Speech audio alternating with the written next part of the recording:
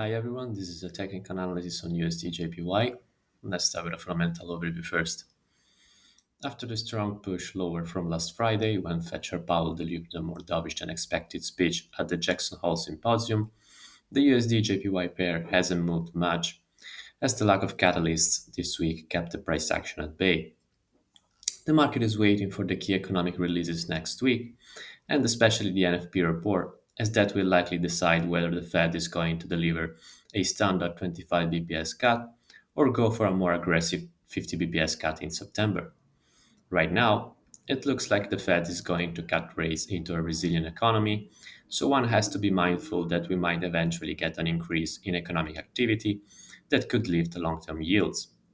That might not be the market's focus at the moment because we will need a catalyst to change the narrative, but it's something to keep an eye on.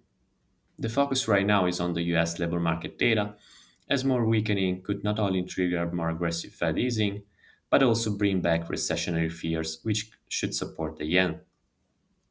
Now, on the daily chart, we can see that after the rejection of the broken trend line around the 149 handle and the drop into the 143.50 level, USD JPY hasn't moved much as the markets await the key economic releases next week.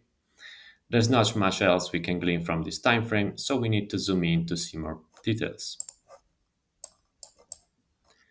On the 4-hour chart, we can see that the price recently broke above this major downward trend line, which could be a signal of a change in momentum.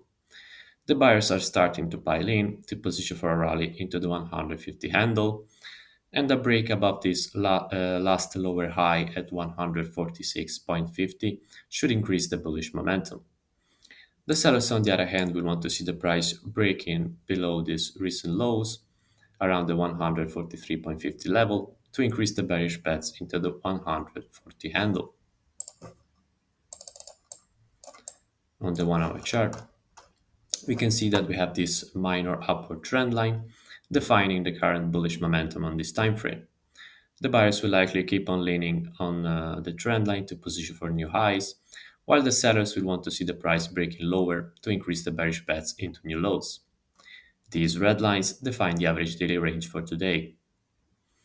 For the upcoming catalysts, today we conclude the week with the USPC report.